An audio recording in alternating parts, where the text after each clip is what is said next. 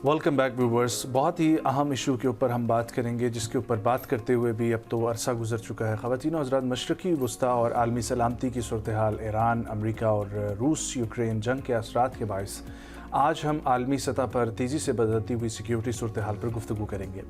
जहाँ एक तरफ रूस और यूक्रेन के दरमियान जंग छिड़ी थी, शिद्दत आई थी, दूसरी जानिब पे मशरक़ी वस्ता में ईरान और अमरीका के दरमियान कशीदगी आलमी तवज्जो का मरकज़ बन गई।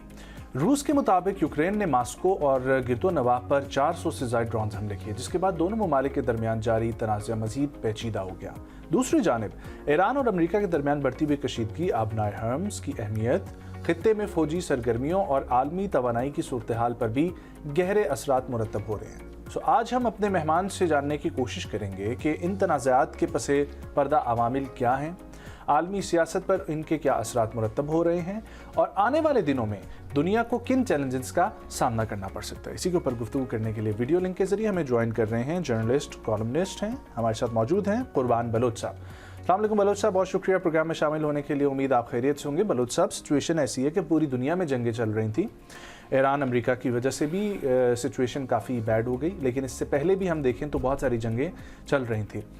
अब सूरत हाल क्या है? क्या दुनिया में नया कोई वर्ल्ड ऑर्डर आ रहा है? बदलते दिन के साथ एनर्जी क्राइसिस बढ़ता जा रहा है, इसको बचाएगा कौन? आगे बढ़ेंगे हम लोग कैसे? ज़रा ये फरमाइएगा।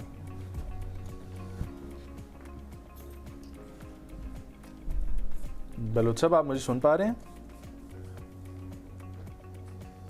मेरे ख्याल है बलोच साहब से जो है वो आवाज़ वहाँ तक नहीं पहुँच रही। लेकिन ख़वातीन और हज़रात, रूस और यूक्रेन जंग में अगर हम हालिया शिद्दत, ख़ुसूसन मास्को पर बड़े ड्रोन हमलों को अगर हम देखें तो वहाँ पर किस किस्म की सूरत हाल सामने आ रही है, और आखिर हम इस जंग के किस मरहले में पहुँच गए हैं, हमें समझ नहीं आ रही। पाकिस्तान अपनी सालसी का किरदार निभा रहा है, बट जो दोनों फरीकैन हैं वो इस वक्त इतनी एक एस्केलेटेड सिचुएशन, इस तरह की स्टेटमेंट्स दे रहे हैं। ऐसी स्टेटमेंट्स में सोचें कि आई थिंक घर में भी देखें, अगर एक खुदा न खास्ता लड़ाई होती है नजम, तो हाँ बीमार तो कभी भी ये सिचुएशन नहीं आती कि बस एक दूसरे पे अल्फाज की जो है वो गोला बारूदी की जा सके। और जाहिर सी बात है उस सिचुएशन में कभी भी आप अमन जो है वो उसकी तवक्को नहीं कर सकते हैं। और यही इस वक्त हो रहा है कि ट्रंप साहब की जानिब से मैं ये कर दूंगा, मैं ईरान के साथ ये कर दूंगा, मैं वो कर दूंगा, मैं वो कर दूंगा, इस तरह की स्टेटमेंट्स आ रही हैं। तो जाहिर सी बात है ईरान को भी अपनी सॉवरेनिटी को इंटैक्ट करना है, बट उसके साथ ही साथ वो उन्होंने बहुत चुप साथ करके मेरे ख्याल से आराम से एक डिप्लोमेटिक वे में समझाने की कोशिश की। लेकिन अब वो भी जो है वो तू तड़ा पे उतर आए, वो भी कह रहे हैं कि हम ये कर लेंगे, हम भी ये कर लेंगे। हम भी वक्त में हम लोग पैदा हुए हैं, मतलब डिग्री कर रहे थे हम लोग तो कोविड आ गया, अभी कोई कमाने के दिन आए हैं, घूमने फिरने के दिन आए हैं, तो जंग हर तरफ जो है वो शुरू हो गई है। लेकिन कुर्बान बलोच साहब, आप तक मेरी आवाज आ रही है क्लियर? जी ओके। जी कुर्बान साहब, ये फरमाइएगा कि मैंने जिक्र किया कि ईरान और अमेरिका की जंग तो है, लेकिन इससे पहले रूस और यूक्रेन की भी जंग है और अभी दोबारा से ताज़ा मामला उधर भी छिड़ गया है। तो अब ये जो हालिया शिद्दत है, खुसूसी तौर पर मास्को पे बड़े बड़े जो हमले किए गए हैं, इसको आप कैसे देखते हैं और क्या लगता है आपको, एक नया वर्ल्ड ऑर्डर कोई सेट होने लगे?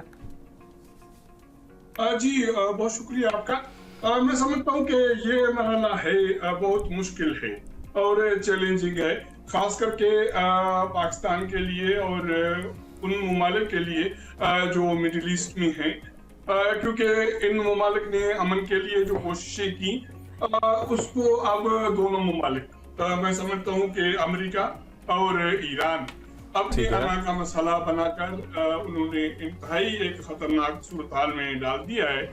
क्योंकि अब ये जो अमेरिका की तरफ से हमले पिछले 9 रोज से और ईरान के का रद्द अमल, क्योंकि ये बात उस वक्त बिगड़ी जब अली खामनेई की तदफीन हुई, जनाज़े नमाज हुई, उसके बाद ईरान के नए सरबराह अमीर ने मुज्तबा ने जब ये ऐलान किया कि बदला लिया जाएगा खून का, उसके बाद ये सूरत मज़ीद गंभीर हो गई है।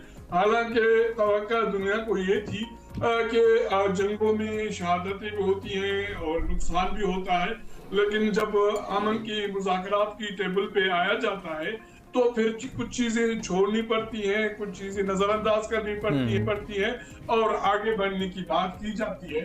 लेकिन इस मरतबा जब ये नहीं हुआ तो अमेरिका जो पहले से ही एक जो मुआहदे की वजह से जो 14 नुकात मुआहदा तय हुआ था उसमें खसारे में था। पॉलिटिकली सदर ट्रंप को पॉलिटिकली खसारा था, अमेरिकी इंतजामिया खसारे में थी, वहाँ की मीडिया शदीद तनकीद कर रही थी और वहाँ के स्टेक होल्डर्स जो हैं वो भी अमेरिकी क़यादत पर, इंतजामिया पर तनकीद कर रहे थे कि उन्होंने जो मुआहदा किया वो टोटल खसारे का है, क्योंकि उसके बाद उनके जो अमेरिका पर जंग मुसरत करने के जो जवाब थे वो बहुत कमजोर पड़ गए थे।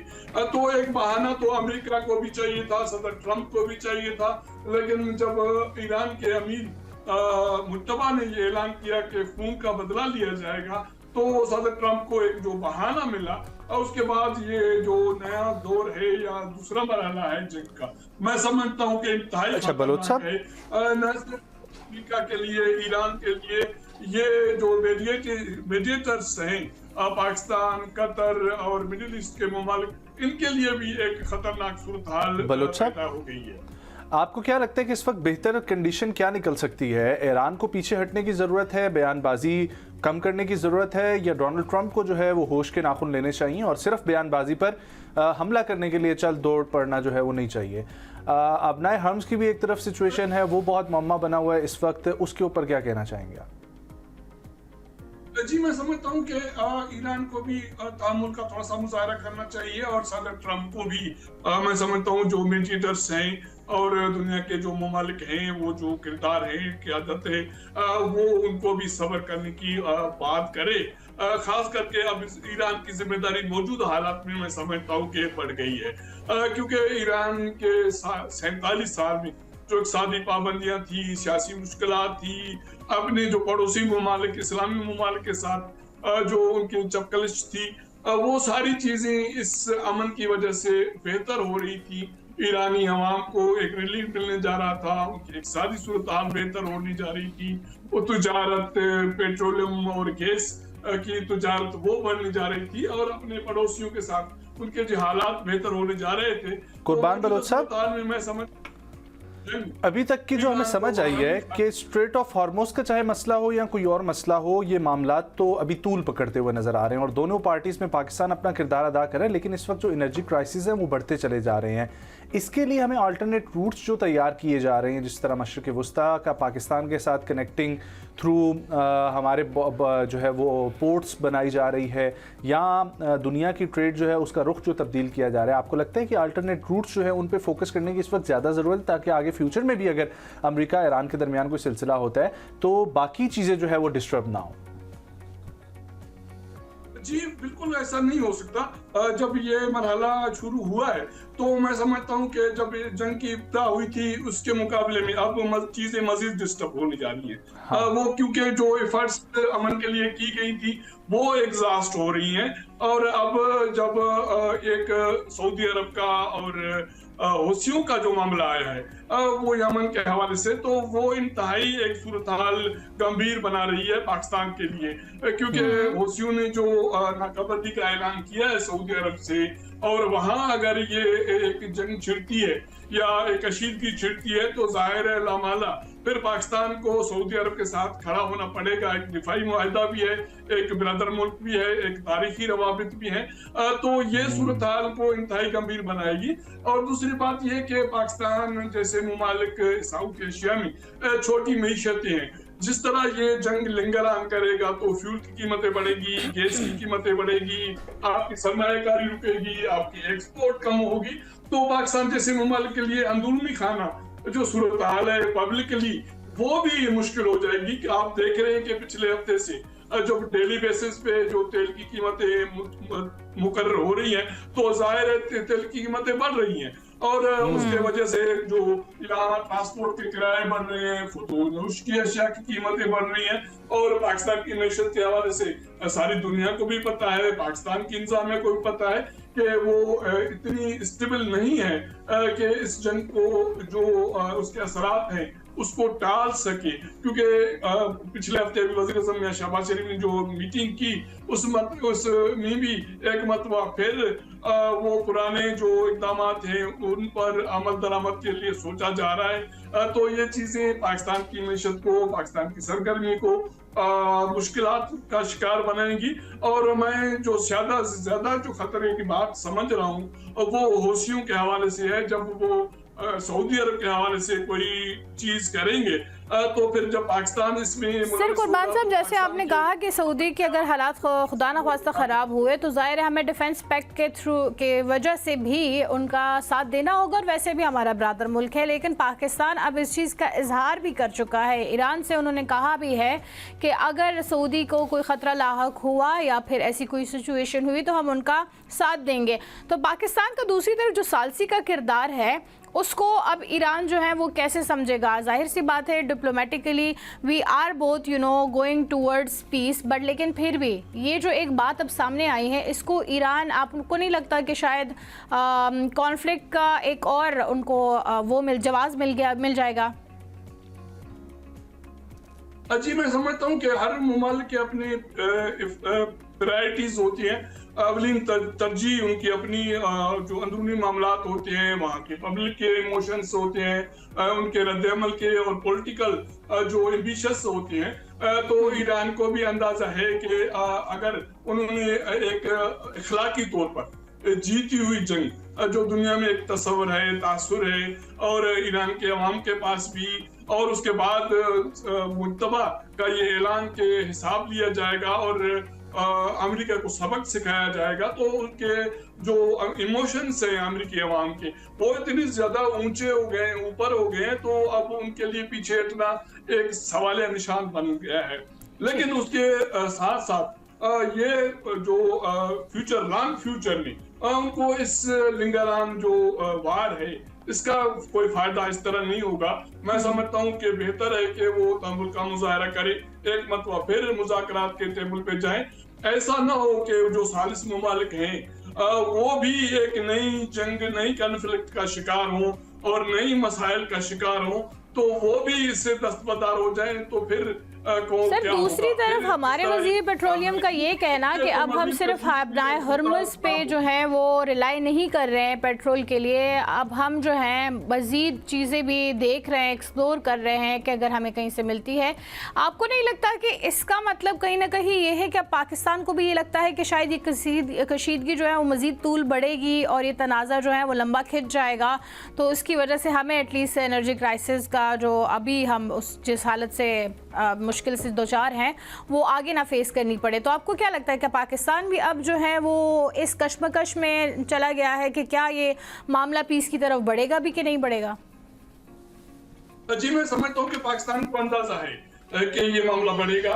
अगर ये हालिया दिनों में, कुछ दिनों में नहीं रुकता, एक दो दिन में, इस रवा हफ्ते में, तो पाकिस्तान को अंदाजा है कि उसके लिए न सिर्फ मुआशी मुश्किलात बढ़ेंगी, उनको सऊदी अरब के हवाले से जो हौसियों का जो ऐलान है उसकी वजह से भी उस पर जो मसाइल हैं बढ़ेंगे। पाकिस्तान चाहता है कि वो ईरान के लिए, अमन के लिए किरदार अदा करे, और पाकिस्तान ने ये किरदार अदा किया भी है।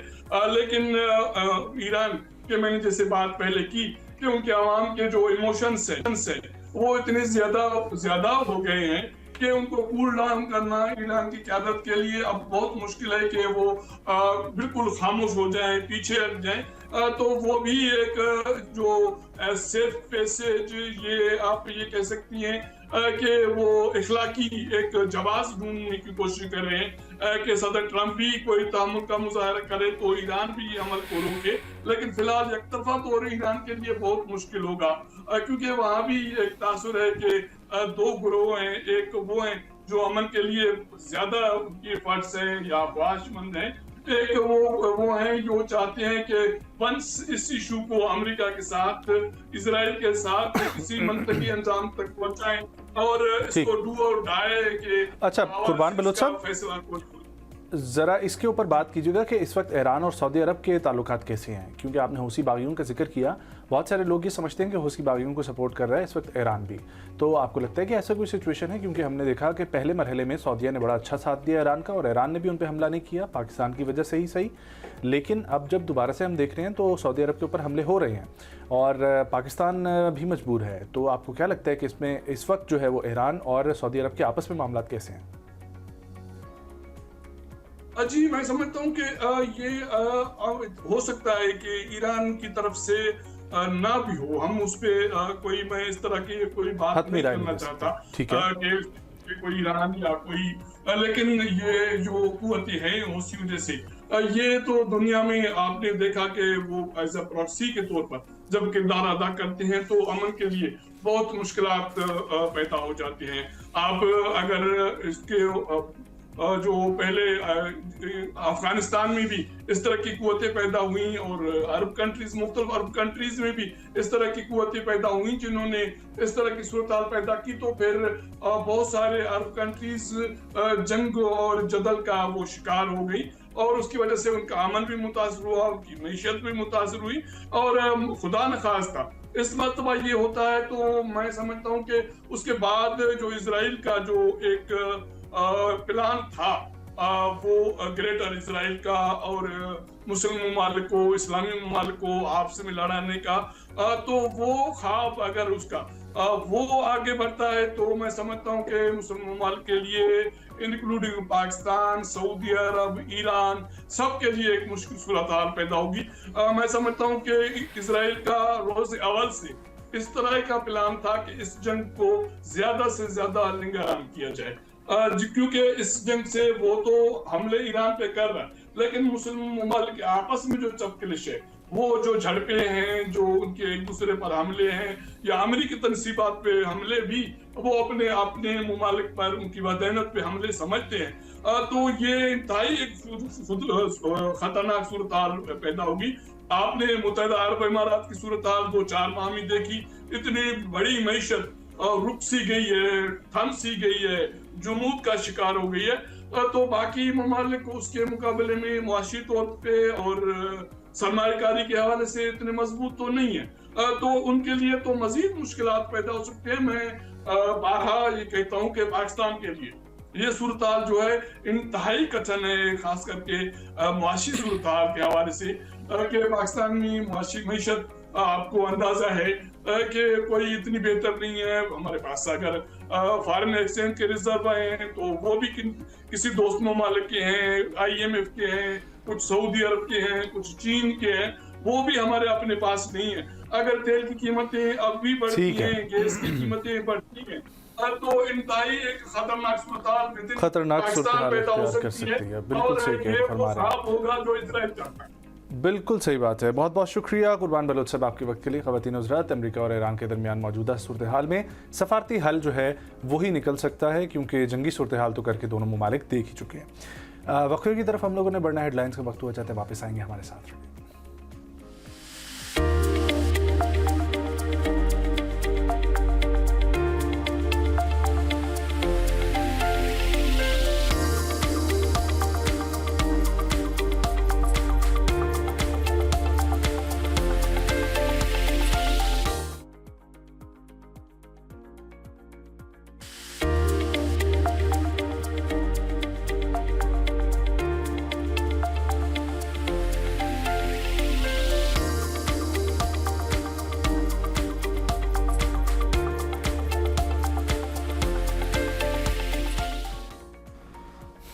वेलकम बैक नाजरीन, और इस सेगमेंट में हम बात करेंगे बहुत ही इंपॉर्टेंट टॉपिक पे।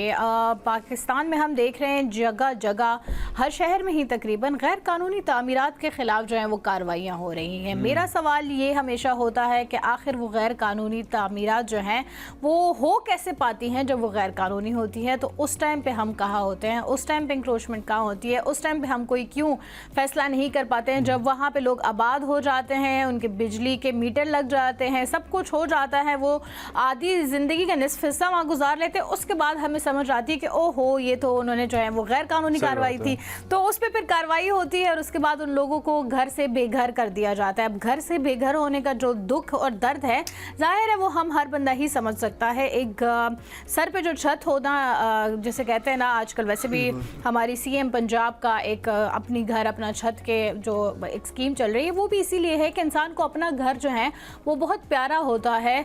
और बहुत सारे लोग तो इस इस्तिस्ना में पूरी ज़िंदगी गुजार लेते हैं कि कभी जाके हम अपना घर बनाएंगे, अब उन्हीं घरों से उनको बेघर कर दिया जाता है। हमारा आज का जो टॉपिक है वो गैर कानूनी तामीरात के खिलाफ कार्रवाई, शहरी मनसूबाबंदी, अवामी तहफ़्फ़ुज़ और कानून की बालादस्ती का अहम हिस्सा समझी जाती है। हालिया अदालती फैसलों, खुसूसन जो नस्ला टावर केसों में वफाकी आईनी अदालत के फैसले के बाद ये मौक़िफ़ मज़ीद वाज़ेह हुआ है कि गैर कानूनी इमारतों के खिलाफ कार्रवाई करना मुतल्लिका सूबाई हुकूमतों, बिल्डिंग कंट्रोल अथॉरिटीज़ और इंतज़ामी इदारों की आईनी व कानूनी जिम्मेदारी है, जबकि अदालतों का किरदार कानूनी तनाज़ात को आईन और कानून के मुताबिक निपटाना है। अदालत ने इस बात पर भी जोर दिया है कि किसी भी इमारत के खिलाफ कार्रवाई से कबल शफाफ तहकीकात, कानूनी तकाज़े, नोटिस, फरीकैन को मौक़िफ़ पेश करने का मुकम्मल मौका और इंसाफ के असूलों पर अमल ज़रूरी है। और माहिरीन के मुताबिक ये फैसला मुस्तकबिल में शहरी मनसूबाबंदी, बिल्डिंग कवानीन और मौसर अमल दरामद, इदाराजाती एहतसाब और शहरियों के बुनियादी हुकूक के तहफ़्फ़ुज़ के लिए एक अहम कानूनी नज़ीर की हैसियत रखता है। लेकिन अवाम इस पर क्या कहती हैं? क्या वो इस फैसले से मुत्तफ़िक हैं? क्या उनको लगता है कि इंसाफ पर मबनी है? क्योंकि अगर इसके बाद जो तामीरात होंगी उनके बारे में ये फैसला आता तब तक तो बात ठीक थी, लेकिन जो तामीरात उनके बकौल अब तक भी गैर कानूनी है, उनसे लोगों की बरतरफी कराना, उनसे वो जायदाद जब्त करना, क्या ये जायज़ है? साथ ये भी बात सुन लीजिए, जहां पर मुअज़्ज़िज़ अदलिया ने ये फैसला दिया है, तो मुअज़्ज़िज़ अदलिया का ही एक और फैसला था कि पाकिस्तान में ख़ासतौर पर इस्लामाबाद में मौजूद सिक्योरिटी नाफिज करने वाले इदारे, जिन्होंने अपने ऑफिस के सामने 2-3 किलोमीटर की रोड पर कब्जा किया हुआ है और शहरी जो है वो 2 साइड्स रोड की बजाय एक तरफ जो है वो आके अपने ट्रैफिक यूज़ करते हैं, जिसकी वजह से हादसात होते हैं। बहुत सारे इदारों का उस वक्त ये सिलसिला ख़त्म हुआ था, लेकिन अब दोबारा से वो जो जगह हैं, चाहे वो G9 के अंदर हो, चाहे वो G6 की तरफ हो, वहाँ पर दोबारा से जहाँ पर नए इदारे कायम हो रहे हैं, वहीं पर 2-3 किलोमीटर की रोड पर दोबारा से कब्जा कर लिया गया है। और इसके ऊपर भी शायद मुअज़्ज़िज़ अदलिया को नोटिस लेने की ज़रूरत है। यही बात है कि जब वक्त होता है हमारे पास, हम उस टाइम पे नोटिस क्यों नहीं लेते हैं, लेकिन बाद में हम जब नोटिस लेते हैं तब बहुत कुछ हो चुका होता है और फिर आम आवाम को हम मसाइल से वो करते हैं, गुजारते हैं। इसी पर बात करने के लिए हमें जो ज्वाइन कर रही है सीनियर एडवोकेट हाई कोर्ट हैं माहम जमाल साहिबा। अस्सलाम वालेकुम माहम। अस्सलाम वालेकुम। Thank you so very much for joining us. Maham, case सिर्फ एक नहीं है, मामला बहुत पेचीदा है। गैर कानूनी तामीरात, अब इसमें सिर्फ और सिर्फ एक किसी सूबे की तामीरात की है, एक शहर की तामीरात के हम जिक्र नहीं कर रहे हैं, ऑल अराउंड। इससे पहले एक और फैसला आया था जिसमें अदालत का ये फैसला था कि अगर हुकूमत चाहे कि कोई ऐसी जगह है जो उनके आती है या उस पर जो है वो उनका हक होना चाहिए, तो वो कर सकते हैं लोगों को बरतरफ और उनको मुआवजा दिया जाएगा। और वो मुआवजा भी जो है वो तांबा नहीं दिया जाएगा, बल्कि अगर सोने की कीमत हुई तो सोना भी दिया जाएगा। लेकिन ऐसा होता नहीं है अमली तौर पर। लेकिन सबसे पहले हम शुरुआत करते हैं गैर कानूनी तामीरात का। जब शुरुआत होती है तो ड्राइंग से होती है, सबसे पहले वो पेश की जाती है, उस पर अप्रूवल होता है तो बाकी की हम आगे जाते हैं। वो कैसे अप्रूव हो जाती हैं, उसके बाद का अमल तो फिर उसके बाद बात करते हैं। एब्सोल्युटली, ये बहुत इम्पॉर्टेंट है कि इलीगल कंस्ट्रक्शन होती ही क्यों है। आपकी डिफरेंट प्रोविंसेस में, जिस तरह आपकी कैपिटल डेवलपमेंट अथॉरिटी है, आपकी पंजाब में लाहौर में आपकी LDA है, इसी तरह आपका सिंध में है, इन सब के पास अथॉरिटी है कि आपको पहले NOC ग्रांट करें। जब आप आर्किटेक्ट्स जो हैं या डिज़ाइन, आप जो भी ओनर है, अपनी ज़मीन उसने परचेज़ की है, उस ज़मीन के एवज़ वो उनसे जब तक NOC नहीं लेगा तब तक वो उस पर कंस्ट्रक्ट नहीं कर सकता। बात सिर्फ यहाँ पे ख़त्म नहीं होती है कि वो कंस्ट्रक्ट कर रहा है, उसको NOC मिल गया और कंस्ट्रक्शन के बाद वो बिल्कुल सो गए हैं कि ठीक है जब कंस्ट्रक्ट होएगा हम तभी देखेंगे। आपकी फर्स्ट स्टोरी, आपकी second story, time to time आपकी इंस्पेक्शन होनी है, जो कि इन्हीं अथॉरिटीज़ के इंस्पेक्टर्स आएंगे, बिल्डिंग्स को इंस्पेक्ट करेंगे और देखेंगे कि अगर कहीं इंक्रोचमेंट हुई है, कहीं ज़्यादा 2 फीट ज़्यादा हो गया है, 4 फीट ज़्यादा हो गया है, सो वो विद इन 7 डेज़ आपको नोटिस देंगे और उसको तोड़ेंगे उस जगह को, और आपको ना सिर्फ फाइन लगाएंगे बल्कि इसमें इम्प्रिजनमेंट भी होती है। सो जब ये सारे लॉज आपके मौजूद हैं तो फिर इलीगल कंस्ट्रक्शन कैसे हो जाती है? This is very important.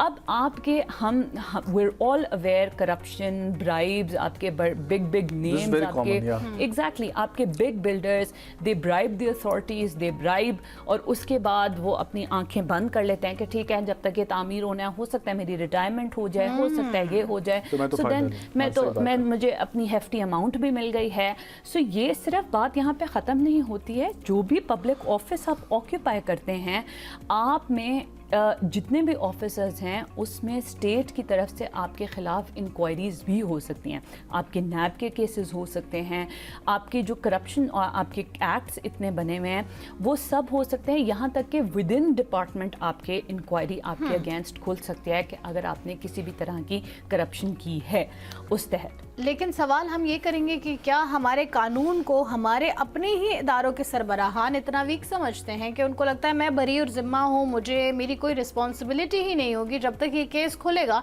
मैं कह दूंगा मेरे नॉलेज में ये नहीं था और फिर मुझे कुछ नहीं कहा जाएगा। और ऐसा हमने इन पास्ट देखा भी है कि ऐसे बहुत सारे लोग जो हैं वो छूटे भी हैं।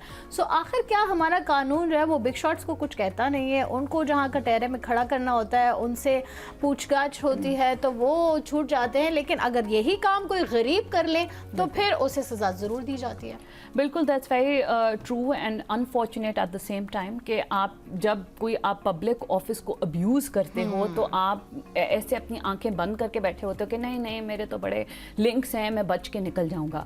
बट कहीं ना कहीं अब आप देख रहे हैं कि नैब बहुत हद तक सामने आ रहा है, जो आपके एक्स ऑफिसर्स भी थे उन सबको भी पकड़ है, और बहुत सारे इस तरह बिल्डिंग के मामलात, ये तो कुछ आपके जैसा नेस्ला टावर वगैरह सामने आए हैं, बट बहुत सारे ऐसे बिल्डर्स जिनको आपकी NOCs मिल गई हैं, कुछ भी ऐसा हुआ जिन्होंने पब्लिक ऑफिस अब्यूज़ किया है, जिन ऑफिसर्स ने, उनके खिलाफ नैब में इंक्वायरीज चली हैं, उनसे वो पैसा रिकवर भी किया गया है नैब ने, जो कि आपकी थर्ड पार्टीज़ की पब्लिक को, जिस तरह पब्लिक एट लार्ज के पैसा जो है अगर आपने यूज़ एंड अब्यूज़ किया है सो वो उनको रिकवरीज दिलवाई भी गई हैं। ठीक, सो अब अगर हम यही जो नस्ला टावर केस हमने बात की, ठीक है, इसमें जो लोगों जिन लोगों के ज़ाहिर प्रॉपर्टीज़ हैं, क्या उनको उसका मुआवजा उसी तरह दिया जाएगा? क्योंकि मैंने सुना है कि इस टावर में बहुत सारे एलीट जो हैं वो रहती है और उनके बहुत बड़े बड़े जाहिर सी बातें जगह होती हैं, अब उसका मुआवजा उसी तरह देना जिस तरह वो आई थिंक जस्टिफाइड होगा,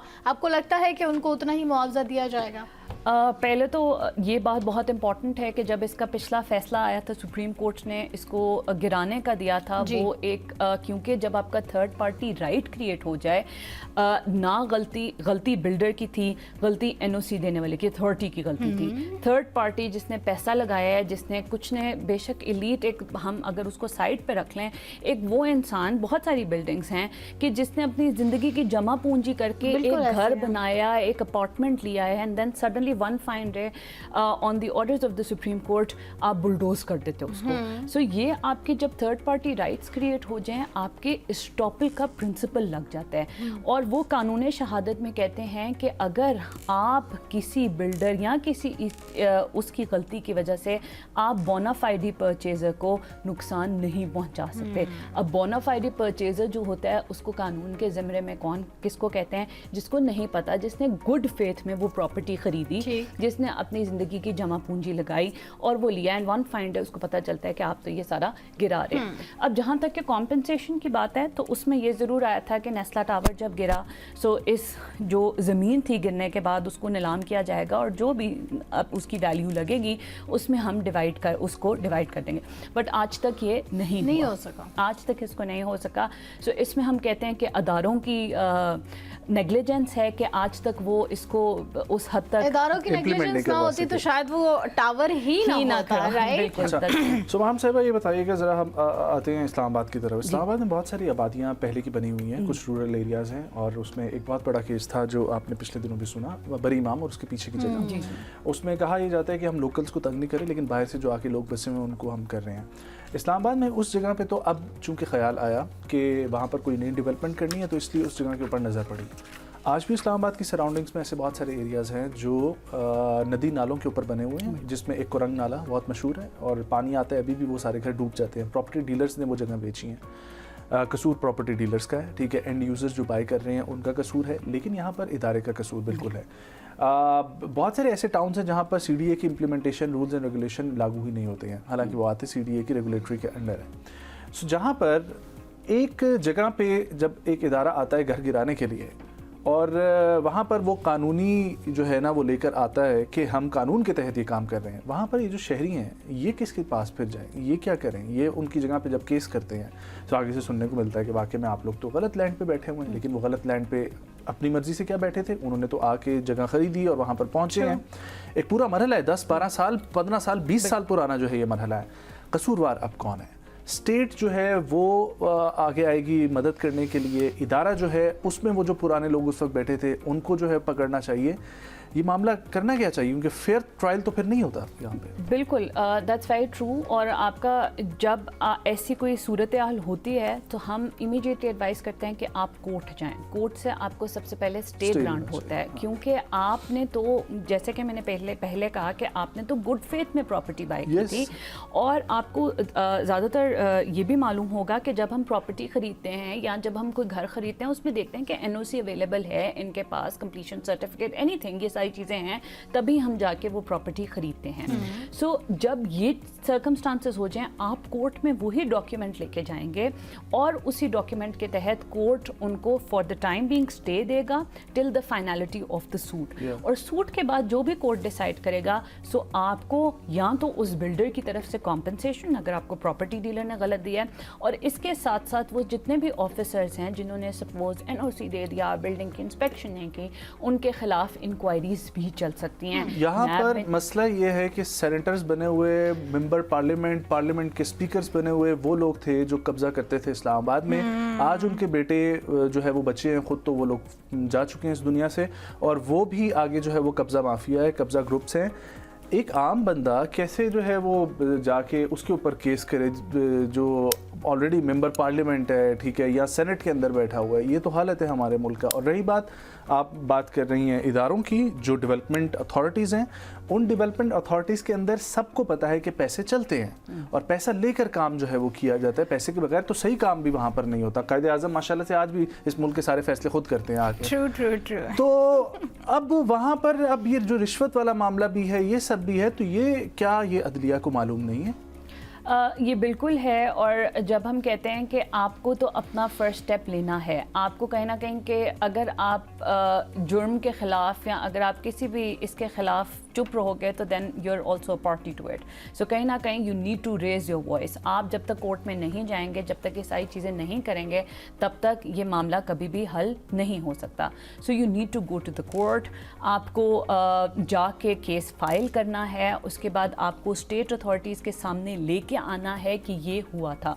अब जहाँ पे बात है किसी कॉलोनी की बात है, किसी सोसाइटी की बात है, सो अफेक्टीज़ आपके उतने ही ज़्यादा होते हैं। और जब जितने ज़्यादा आपके अफेक्टीज़ होंगे, जितना वो जाके कोर्ट में जाएंगे, उतना ही पब्लिक इम्पोर्टेंस एट लार्ज होता है। इस्लामाबाद में वन कॉन्स्टिट्यूशन केस ये भी आपके नज़र में होगा। बनना यहाँ पर होटल था, ठीक है, बना दिए अपार्टमेंट्स यहाँ पे। उन अपार्टमेंट्स के ऊपर वो बंदा खुद आके बोल रहा था कि पता नहीं कुछ 16 मिलियन या कितना मैं देने को तैयार हूँ, लेकिन हमारे उस वक्त महान चीफ जस्टिस जो थे साकिब निसार साहब, उन्होंने फैसला किया कि आप 16 नहीं, आप 18 दे दें और हम आपको जो है क्लीन चिट दे देते। बाद में पता चला साकिब निसार साहब अपना उसमें अपार्टमेंट निकला। सो इस तरह इस्टेब्लिशमेंट, बहुत सारे लोग जो है अब उधर भी इन्वॉल्व हैं, तो वन कॉन्स्टिट्यूशन वाला भी मामला जो है वो बन गया है। तो आला अदलिया जब वो इस चीज़ को एक डिसीजन दे दे, और उस वक्त वो क्लियर हो गया था मामला, और जिसी तरीके से नस्ला टावर का भी केस था, फिर दोबारा से इन केसेस की जो है रीओपनिंग, इनको आप कैसा देखती हैं? देखें, जब इवन हमारा ये जो नेस्ला टावर का केस हुआ था, उसमें हमारे चीफ जस्टिस साहब थे, उन्होंने ये फ़ैसला दिया था। बट आज हमारी आईनी अदालत बनी है। आईनी के कोई भी आपका फंडामेंटल राइट है, अगर उसको ब्रीच किया जाएगा तो आप उस अदालत में केस फाइल कर सकते हैं। और उन्होंने ये बहुत डिक्लेयर और बहुत राइटफुली डिक्लेयर किया है कि आपके कोई भी, अगर आपका राइट टू फेयर ट्रायल ख़त्म हुआ है, अगर आपको अपॉर्चुनिटी नहीं दी गई, या कोई भी ऐसा मामला जो आपका फंडामेंटल राइट आपका ब्रीच करता है, सो ये उसके अगेंस्ट था। इसमें एक और बहुत इंपॉर्टेंट पहलू को जो उन्होंने नज़र में रखा है, जिसको हम कहते हैं सेपरेशन ऑफ पावर्स। आपके 3 अदारे हैं, पार्लियामेंट, एग्जीक्यूटिव जिसको हम गवर्नमेंट कहते हैं, एंड देन आपकी जुडिशरी। जुडिशरी को इन मामलात में घुसने की खुद ज़रूरत नहीं है। उन्होंने एक नेस्ला टावर का जो केस था वो खुद ही से स्टार्ट किया, उसको एक्सपैंड किया, एंड देन उसको बुलडोज का आपने वो दे दिया, ऑर्डर दे दिया। सो ये आपकी अथॉरिटी नहीं थी, जो कि FCC आपका फेडरल कॉन्स्टिट्यूशनल कोर्ट है, उसने रीट्रेट किया है कि ये जुडिशरी की अथॉरिटी नहीं थी कि वो अनलेस कोई आके आपके पास एप्लीकेशन नहीं डालता। अगर आपकी वो देन अगेन कि अगर पब्लिक इंपॉर्टेंस, जब इफेक्टिव एट लार्ज आते हैं इंटरेस्ट की तो उसमें खातिर हम आप कहते हैं कि कर सकते हैं। पब्लिक इंपॉर्टेंस का केस है, वो आप डायरेक्टली सुप्रीम कोर्ट के पास भी जा सकते हैं, आप डायरेक्टली हाई कोर्ट के पास भी जा सकते हैं कि ये लार्ज इफेक्टिव्स हैं, Right. पब्लिक इंपॉर्टेंस का केस है, इसमें क्या किया बट गया। This case was taken directly by supreme court. ये केस आपका उस टाइम पे ये केस बना किसी और निस्बत से स्टार्ट हुआ था, and then it was converted, and then नेस्ला टावर तक बात Yeah. पहुंच गई, एंड देन कराची में जितने ब्रीचेस थे, जितनी इंक्रोचमेंट्स थी, उनको बिल्कुल ऐसे उसमें है। लिया गया था। अच्छा, मैं एक चीज़ पूछना चाहती हूँ कि सपोज़ एक बिल्डिंग बना दी है जो कि जिसमें डेफिनेटली अगर वो रोड किनारे है तो उसमें NIH भी इन्वॉल्व होती है, वो देती है कि एक स्पेसिफिक मीटर्स तक आपने जो है वो जगह छोड़नी है और उसके बाद आपने बिल्डिंग बनानी है।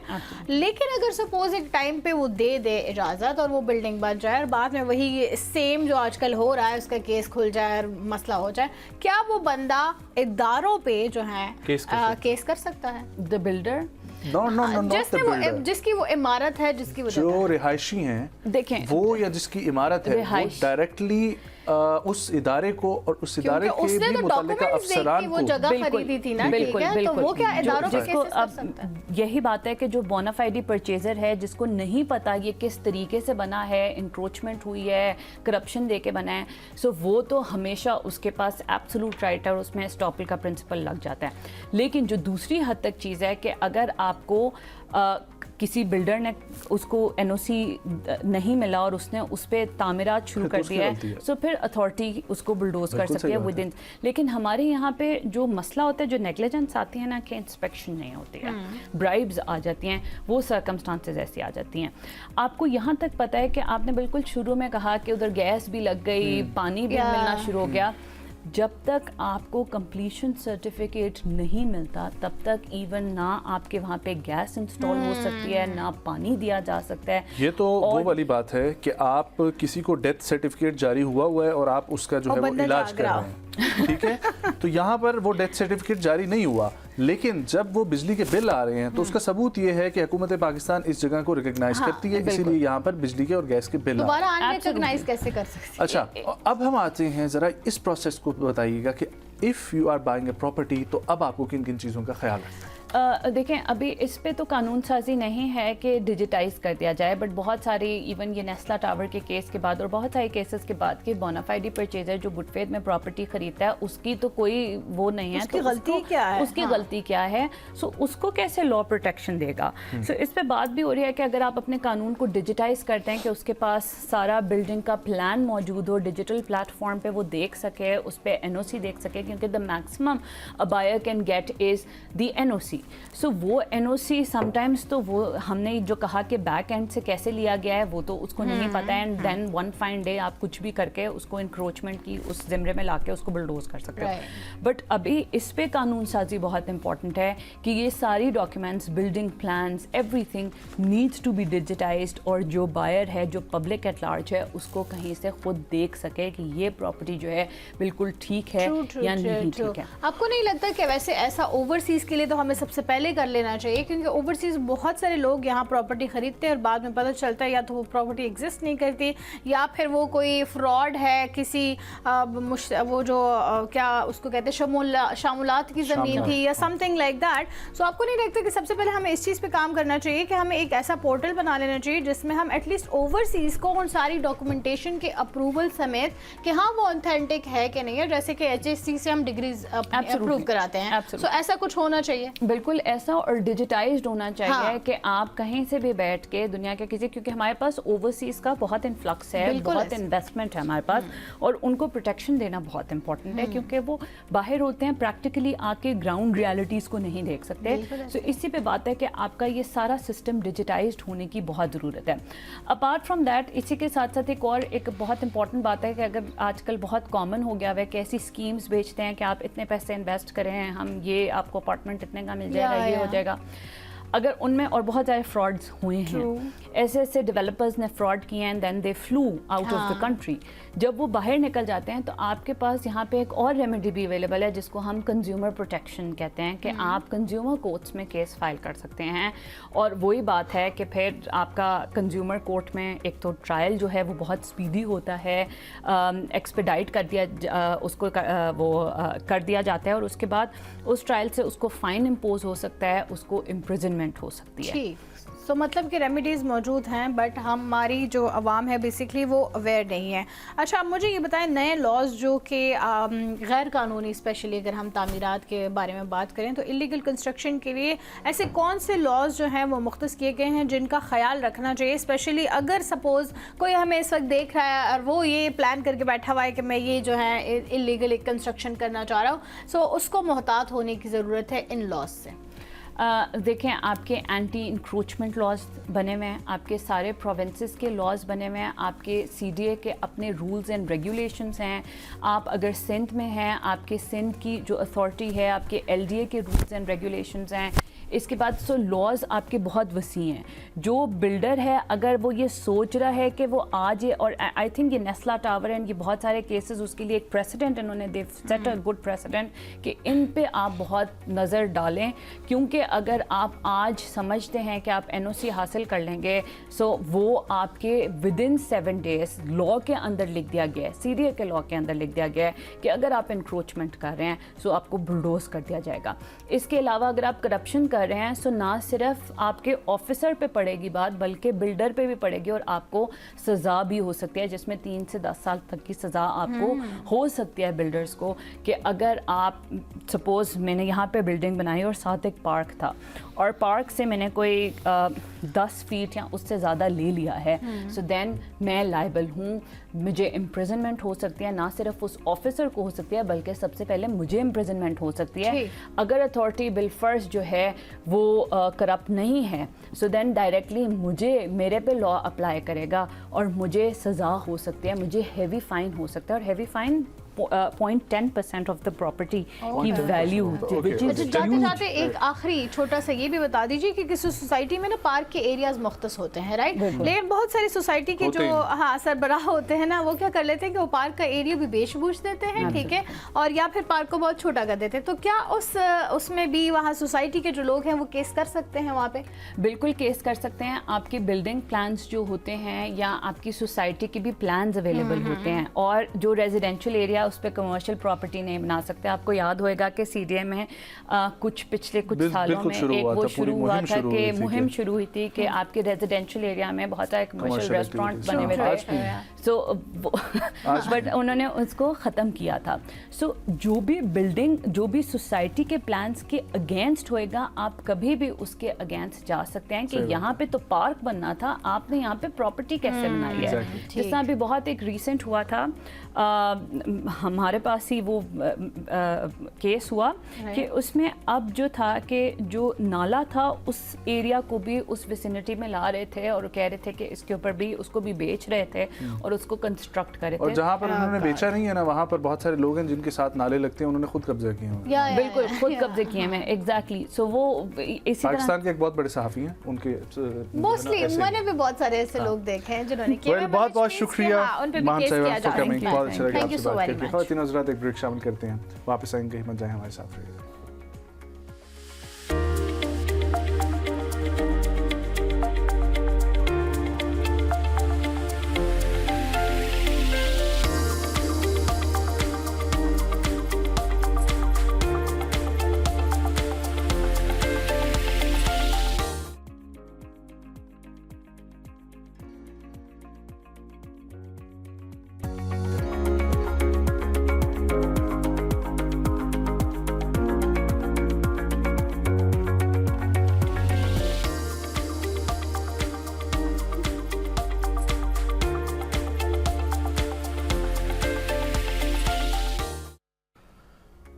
Welcome back viewers. आज हम बात करेंगे कि आप अपने जो है ना एक ओरल हाइजीन उसका ख्याल कैसे रख सकते हैं, और ओरल हाइजीन में सबसे इम्पॉर्टेंट होते हैं आपके दांत, और उनके जो है ना वो दांतों की सेहत जो है और ख़ूबसूरत मुस्कुराहट जो है, जदीद डेंटल ट्रीटमेंट्स जो हैं और फेशियल एस्थेटिक्स से मुतालिक जो है वो बहुत आजकल चीज़ें आम होती जा रही हैं, और उनके ऊपर हम बात करेंगे। हमारे साथ जो शख्सियत मौजूद हैं वो ख़ुद एक फेशियल एस्थेटिक स्पेशलिस्ट हैं।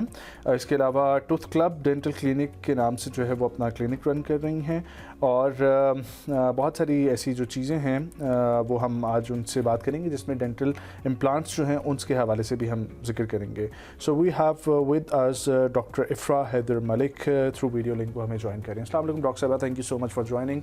उम्मीद आप खैरियत से होंगी। डॉक्टर साहिबा, सबसे पहले तो ये बताइएगा कि इस वक्त सब चाहते हैं कि उनके जो है ना वो खूबसूरत जहाँ पर वो ख़ुद हैं, जहाँ पर फेशियल एस्थेटिक्स पे काम हो रहा है, वहीं पर ये बहुत चीज़ इंपॉर्टेंट है कि आपके दांत जो हैं वो साफ़ सुथरे रहें और वो चमकदार रहें। सो उसके लिए अब तो बहुत सारी ट्रीटमेंट्स आ गई हैं, सो मैं चाहूँगा ज़रा उनके ऊपर बात करें कि वो क्या है। वो टीथ वाइटनिंग ट्रीटमेंट हैं या आपको स्केलिंग करवाने की ज़रूरत है, या क्या क्या चीज़ें जो है वो अब मार्केट में अवेलेबल हैं?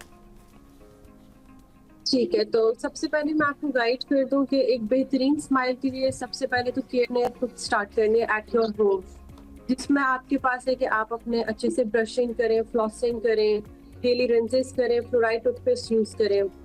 अदर देन दैट, अगर आप ट्रीटमेंट्स की बात करें, इसमें हमारे पास जो आजकल बहुत कॉमन ट्रीटमेंट है that is laser teeth whitening, और नंबर 2 पे हमारे पास आते हैं विनियर्स।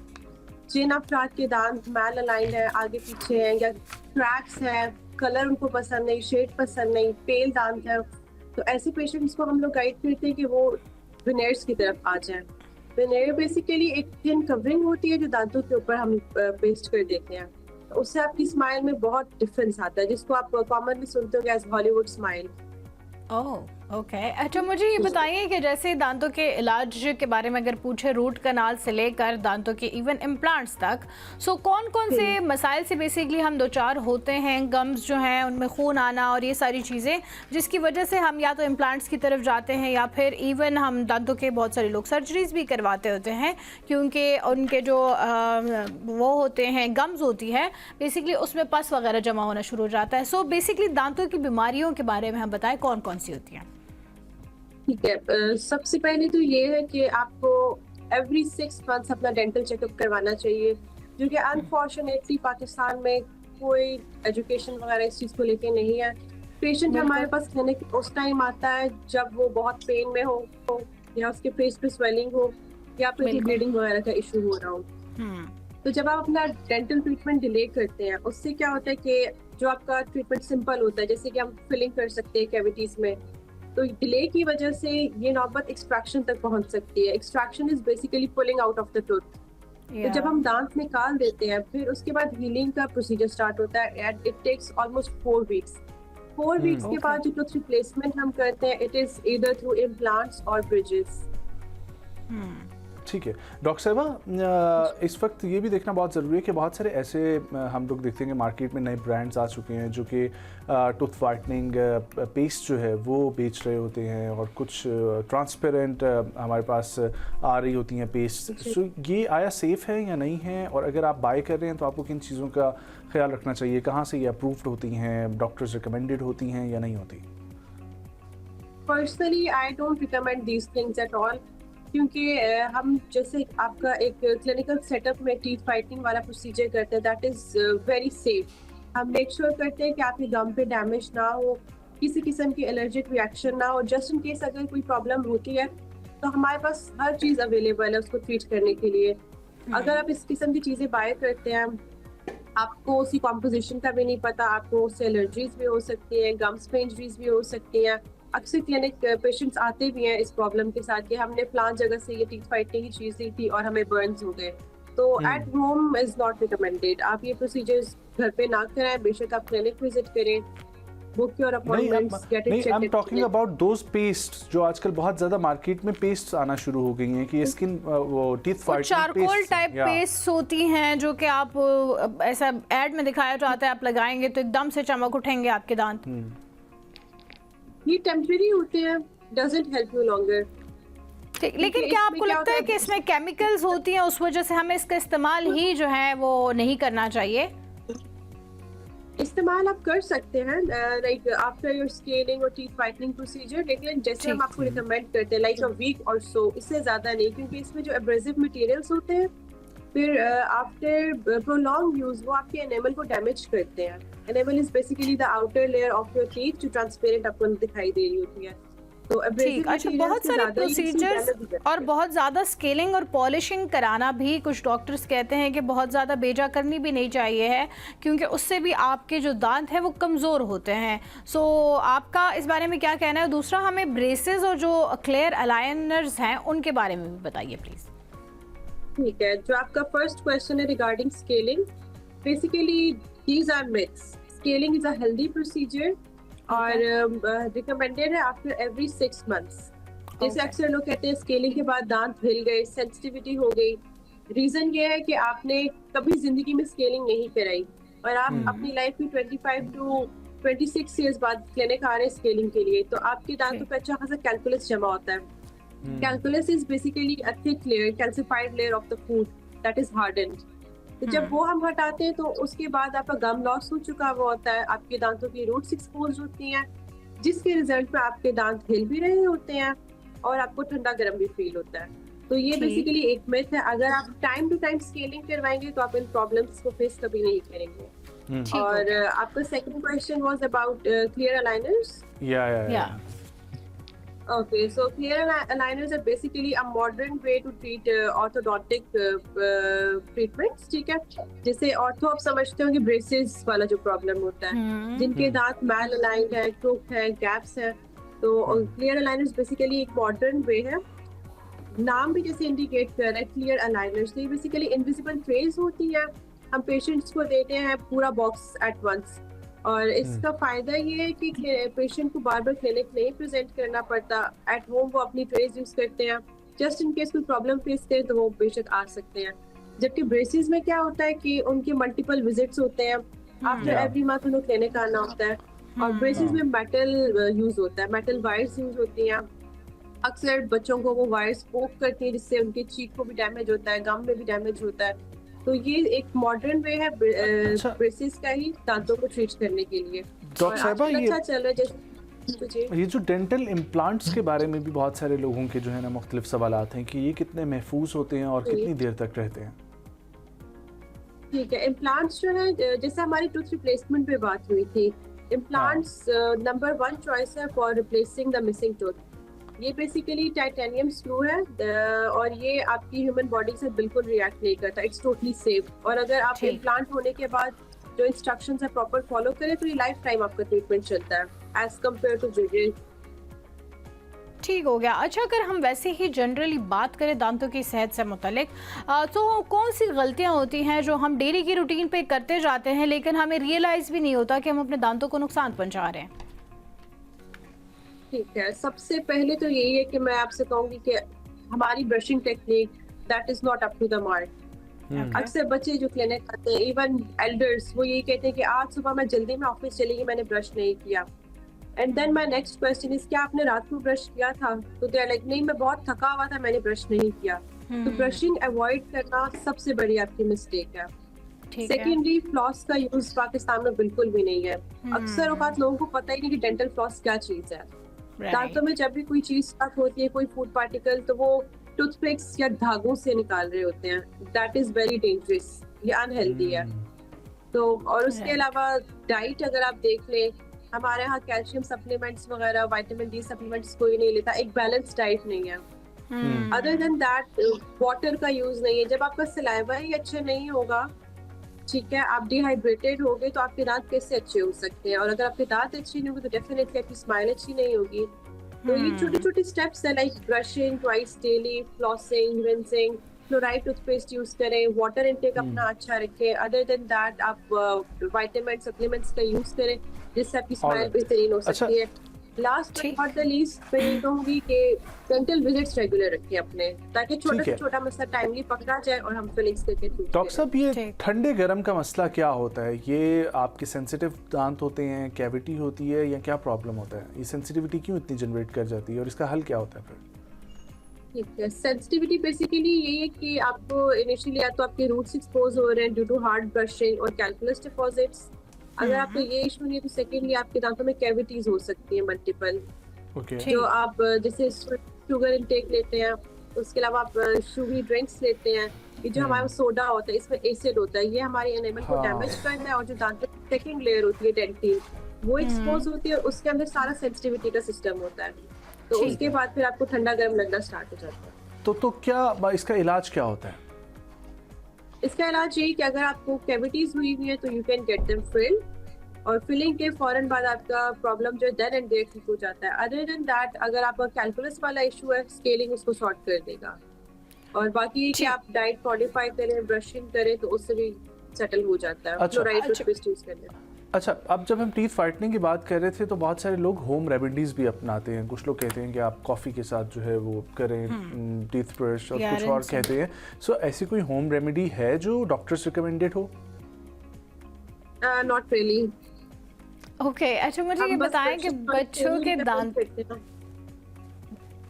जी कंटिन्यू कीजिए प्लीज। बस ब्रशिंग ट्वाइस डेली और आप एक अच्छा टूथपेस्ट यूज करें, पॉलिशिंग आफ्टर 3 मंथ्स, उससे आपकी स्माइल अच्छी और बेहतर रहती है।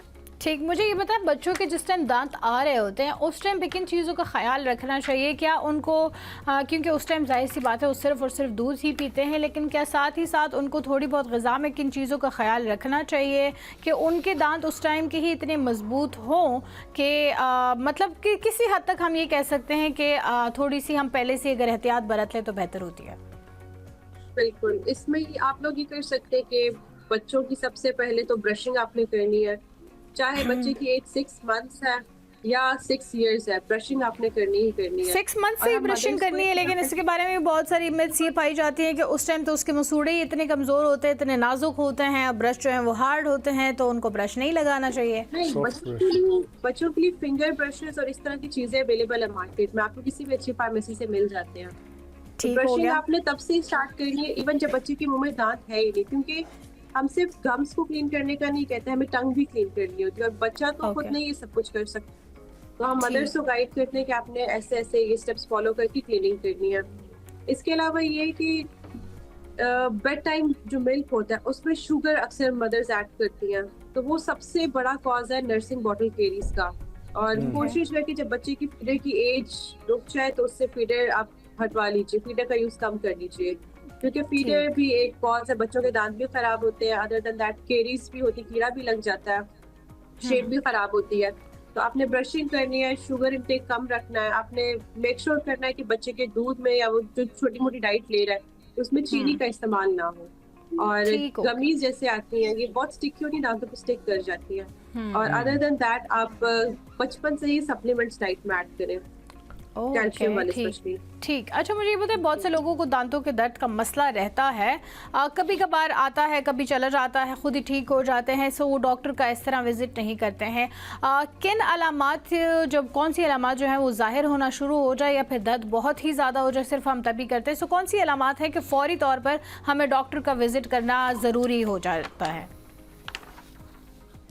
सबसे पहले तो ये कि अगर आपके गम्स में ब्लीडिंग हो रही है तो आपको इमीडिएटली डॉक्टर के पास जाना चाहिए, क्योंकि गम्स की ब्लीडिंग जो है वो सिर्फ आपकी ओरल हेल्थ से रिलेटेड नहीं है। Oral cavities basically gateway to your body. हो सकता है आपको डायबिटीज स्टार्ट हो रही है, और आपको पता है कि डेंटिस्ट पहले लोग हैं, सबसे पहली आवाम है जो आपकी body multi systemic diseases diagnose कर सकते हैं। अगर आप लोग टाइमली हमारे पास आए, किसी किस्म का कैंसर है, आपको ब्लड डिसऑर्डर्स हो रही है, सब कुछ आपकी ओरल हेल्थ से स्टार्ट होता है। तो इसके अलावा ये कि कोई स्वेलिंग आप नोटिस करें अपने हेड एंड नेक वाले रीजन में तो भी आपने डेंटिस्ट को विजिट करना है। अदर देन दैट कोई दांत आपका फ्रैक्चर हो रहा है, क्रैक शो हो रहा है, पेन हो रहा है, स्वेलिंग है, कोई भी आप ऐसी अनयूजुअल चीज ऑब्जर्व करें अपनी ओरल कैविटी में, साथ साथ अपने हेड एंड नेक रीजन में, तो आप definitely as soon as possible dentist को विजिट करें। वैसे डॉक्टर साहिबा इस वक्त क्या कंडीशन है, मरीजों की तादाद बढ़ रही है कम हो रही है? क्योंकि जहाँ पर लाइफस्टाइल बहुत ख़राब और तब्दील होता जा रहा है, आर्टिफिशियल जो है वो लाइफ होती जा रही है, वहीं पर दूसरी तरफ बहुत सारी डेंटिस्ट्री के ऊपर अवेयरनेस भी जनरेट हुई है। सो आपको क्या लगता है अवेयरनेस की वजह से मरीजों की तादाद ज़्यादा हो रही है या लाइफस्टाइल की वजह से जो है वो लोगों की तादाद ज़्यादा हो रही है? और कौन से केसेस वैसे आ रहे हैं जो कॉमनली आप देखती हैं कि प्रॉब्लमेटिक हैं? पेशेंट्स की तादाद तो आई एम हैप्पी कि आहिस्ता आहिस्ता इंक्रीज हो रही है, क्योंकि जिस तरह हमारे पास जो पेशेंट आता है, हम एक पेशेंट को अच्छे से गाइड करते हैं और हम उसको रिक्वेस्ट करते हैं कि आपने अपने नेबर्स को, अपने रिलेटिव्स को इसी तरह गाइड करना है। तो जो अच्छे एजुकेटेड लोग हो वो हमारा मैसेज फर्दर आगे पहुंचाते हैं और इस वजह से रेफरल पेशेंट्स का फ्लो बहुत अच्छा खासा हमारे क्लिनिक पे इंक्रीज है। हमारे क्लिनिक के अलावा बाकी हॉस्पिटल्स में भी इसी तरह चल रहा है। और आपका सेकंड क्वेश्चन क्या था? मेरा सेकंड ये था कि यही डेंटिस्ट्री से रिलेटेड अवेयरनेस की वजह से आपको लगता है कि लोग ज़्यादा आ रहे हैं और लाइफस्टाइल जो है वो ख़राब है, इस वजह से आपको लगता है कि ज़्यादा केसेस बढ़ते हुए नज़र आ रहे हैं? बिल्कुल ऐसा ही है। और इसके अलावा एक चीज़ ये कि लोग अपना लाइफस्टाइल बेहतर करने पे राजी नहीं है, जबकि उनको एक हॉलीवुड स्माइल चाहिए, दांत उनको बिल्कुल स्पार्कलिंग वाइट चाहिए। वो ये चीज अंडरस्टैंड नहीं करते कि पहले वो अपनी ओरल हेल्थ को बेहतर करें, उसके बाद ही चीजें उनके साथ अच्छी लगेंगी। मुझे ये बताएं डॉक्टर साहब, आप वैसे आजकल नौजवानों में ये जो हॉलीवुड स्माइल आप जिसका जिक्र कर रहे हैं और स्पेशली ये परफेक्ट स्माइल उनको चाहिए होती है जिसके लिए वो पूरे वो हाँ स्माइल्स, आजकल तो डिजिटल स्माइल्स का भी दौर आ गया है। सो क्या लगता है आपको कि लोग इस वजह से ज़्यादा जो हैं वो राग़िब हो रहे हैं इस तरफ, या नहीं उनको दांतों के मसाइल वाकई में लाहक ज़्यादा हैं? Honestly speaking, they don't care about their problems. They only care about social media and their selfies. How to look. हाँ जी, exactly. So basically आपके ख्याल से अब ज़ाहिरी खूबसूरती आजकल हमारे मुआशरे में ज़्यादा हो गई है बजाय इसके कि जो रूट कॉजेज़ हैं और सेहत का वाकई में ख्याल रखना है वो होना चाहिए। Unfortunately yes, ऐसे ही चल रहा है। सब लोग अपने आउटर अपीयरेंस पे कंसंट्रेट करें, फोकस करें, लेकिन अपनी जो आपकी हेल्थ है उस पे इतना फोकस नहीं किया जा रहा। सही बात है। डॉक्टर साहब लास्ट में क्या मैसेज देना चाहेंगी तमाम ऑडियंस के लिए, क्योंकि आपकी तो सारी ऑडियंस है, हर एज ग्रुप जो है वो आपकी ऑडियंस में आता है? बस लास्ट में मैं आपको यही कहूँगी, आप अपनी ब्रशिंग अच्छी से मेंटेन रखें, क्योंकि आप आपकी दांत अच्छे होंगे, आपकी डाइट अच्छी होगी, आपकी पूरी बॉडी हेल्दी रहेगी। इस तरह अदर देन दैट अगर आपको हम जब आपको ट्रीटमेंट करके जो इंस्ट्रक्शंस देते हैं वो ज़रूर फॉलो करें और बाकी सबको भी गाइड करें। और आफ्टर एवरी 3 to 6 मंथ्स अपना जनरल चेकअप लाजमी करवाते रहें ताकि आपकी स्माइल अच्छी हो, आपका बॉडी अच्छी रहे। That's it. बहुत शुक्रिया doctor Ifra Haider Malik for joining us. ख़वातीन और हज़रात, दांत बहुत इंपॉर्टेंट एलिमेंट होते हैं। आपको इस चीज़ के बारे में अभी डॉक्टर साहिबा भी अवेयर कर रही थी। एक दफ़ा 6 महीने में विज़िट कर लिया करें तो आपका क्या जाएगा, आप बच जाएंगे बहुत सारी ऐसी बीमारियों से जो कि ऑलरेडी तब पता चलता है जब आपके दांत जो है वो ज़ाया हो चुके होते हैं या मसूड़े तक आपका कीड़ा जो है वो पहुंच चुका होता है, कैविटी का मसला होता है, सेंसिटिविटी का मसला होता है, किसी के दांतों का कैप मौजूद नहीं होता, कहीं पर दांत टूट जाता है, दोबारा से उधर की फिलिंग नहीं करवाई जाती। आपको अगर अलाइनर्स की ज़रूरत है ये आपको मालूम नहीं है, ये आपको डॉक्टर ही बताएगा, इसलिए डॉक्टर का विजिट करना बहुत ज़्यादा ज़रूरी है। और इस वक्त हमारे जो नाज़रीन देख रहे हैं अगर लाइफ पे उन्होंने एक दफ़ा भी विजिट नहीं किया तो कोशिश करें कि इस वीकेंड पे या इस महीने प्लान करें कि एक दफ़ा डेंटिस्ट को चेक जो है वो लाज़मी बिल्कुल हाँ, नीम हकीम बनने की बिल्कुल कोई ज़रूरत नहीं है। बिला वजह के प्रोडक्ट्स जो ऑनलाइन बिकते हैं वो बिल्कुल लेके उसको अप्लाई करने की ज़रूरत नहीं है। उससे बेहतर है कि आप डॉक्टर के पास जाके, क्योंकि ऑनलाइन जो प्रोडक्ट खरीदने में हम पैसे लगा लेते हैं उसकी डिलीवरी में, वही बेहतर है वो हम डॉक्टर की कंसल्टेंसी के दे दें। आपने देखा होगा कि मरकरी शामिल हुई क्रीम्स बहुत ज़्यादा मार्केट में आती हैं जो कि रंग जो है ना आपका गोरा कर देती है, लेकिन उसकी वजह से आपकी स्किन बहुत डैमेज होती है। इसी तरीके से बहुत सारे ऐसे केमिकल्स मिलेशुदा जो है वो पेस्ट्स आते हैं कि आपको लगाते साथ रिजल्ट महसूस होगा लेकिन लॉन्ग टर्म में जो है ना वो आपको बहुत डैमेज करेगा। सो हमेशा दूरपा जो है ना वो सोच रखनी चाहिए और उससे बेहतर सेहत के साथ तो बिल्कुल आगे बढ़ते हैं। ख़वातीन और हज़रात, लास्ट सेगमेंट हिस्ट्री का और आज है 21 जुलाई। 21 जुलाई 1951 याद दिलाता है हमें यौम पैदाइश रॉबिन विलियम्स का। रॉबिन विलियम्स एक अजीम अमरीकी अदाकार, कॉमेडियन और आवाज़ के फ़नकार थे जिन्हें अपनी मुनफरिद मज़ाहिया, सलाहियत, जज्बाती अदाकारी और यादगार किरदारों की वजह से दुनिया भर में शोहरत हासिल हुई। उन्होंने फ़िल्म, टीवी और स्टेज में अपनी गैर मामूली सलाहियतों का मुज़ाहिरा किया और कई नस्लों के नाज़रीन उनके दिल जो है वो जीतने में वो कामयाब हुए हैं। उनकी बेस्ट मूवीज़ अगर हम आपको कुछ मेंशन करें तो good will hunting, dead poets society और मिसेस डाउटफायर जो है वो उसमें शामिल हैं, जबकि Aladdin one of the great film film, वो भी उन्होंने की हुई है। सो एक्टर आप लोगों के जहन में आ चुके होंगे क्योंकि आपकी स्क्रीन पर ये आ रहे हैं। रॉबिन विलियम्स 11 अगस्त 2014 को 63 वर्ष की उम्र में इंतकाल कर गए थे, लेकिन उनकी फ़नकाराना मीरास आज भी दुनिया में ज़िंदा है। बिल्कुल जी, और अलादीन से कौन उनको नहीं जानता होगा। आज के प्रोग्राम से बस इतना ही, हमें दीजिए इजाज़त। कल आपसे मुलाकात होगी, अपना ढेर सारा ख्याल रखिए। खुदा हाफ़िज़। अल्लाह ने के बाद।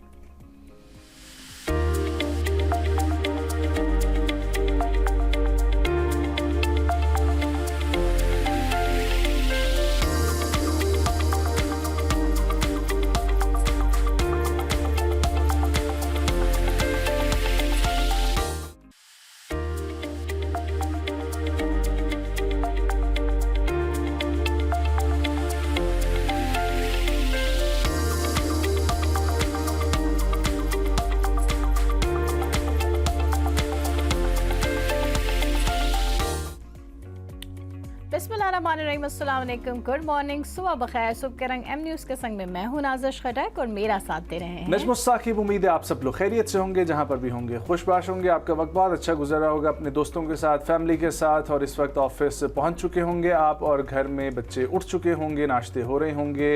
बारिशों का सीन जो है वो ऑन हो चुका है इस्लामाबाद गिरदो नवा में, बल्कि मुल्क भर में जो है वो बारिशों का सिलसिला आहिस्ता आहिस्ता से जारी है। कहीं पर शुरू हो गई है, कहीं पर 3-4 दिन बाद हैं। इस्लामाबाद में वेदर फोरकास्ट अगर आप चेक करें तो कल से बारिशों का सिलसिला जारी था, जो कि अगले 1 हफ्ते तक जारी रहेगा।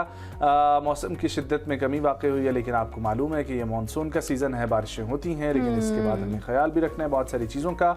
इसी में डेंगू जो है वो निकलता है, इसी में बहुत सारे ऐसे छोटे मोटे हशरात जो हैं वो निकलते हैं, तो उन चीज़ों से भी बचना है। और दूसरी चीज़ के हब्स की वजह से आई नो काफ़ी गर्मी हो जाती है, लेकिन ये जो मौसम है इसको भी साथ साथ इंजॉय करें, अपने घर के अंदर भी रहें, बाहर भी जाएं, घूमें फिरें, लेकिन इस चीज़ का खास एहतियात करें क्योंकि जो फुटेजेस आ रही हैं नारान कागान से और नॉर्दर्न एरिया से, वहाँ पर तुग़यानी का सिलसिला जारी हो चुका है। दरियाओं में जो कैनाल सिस्टम है वहाँ पर बहुत सारी तेज़ जो है वो पानी का बहाव है, तो इसलिए अगर आप नॉर्थ ट्रैवल कर रहे हैं तो वेदर फोरकास्ट भी चेक करें और वहाँ पर ये भी चेक करें कि क्या सिचुएशन है, क्या मामलात हैं, क्योंकि जान बहुत कीमती है, बहुत अजीज़ है, इसलिए उस जान की जो है हिफाजत करना बहुत ज़्यादा ज़रूरी है। बिल्कुल आपने बिल्कुल ठीक कहा। मैं तो कल से बहुत खुश हूँ। जाहिर सी बात है, जैसे ही हम अच्छा मौसम देखते हैं तो अंदर का मौसम इंसान का हाँ वैसे ही अच्छा हो जाता है, तो चेहरे पे खुशी और मुस्कुराहट बिखेरने का जो है यही दिन आगाज़ होता है, और आज भी उसी का आगाज़ हुआ। लेकिन आपने हशरात की बात की, यकीन माने कल मैंने अपने घर में पहला कॉकरोच देखा है।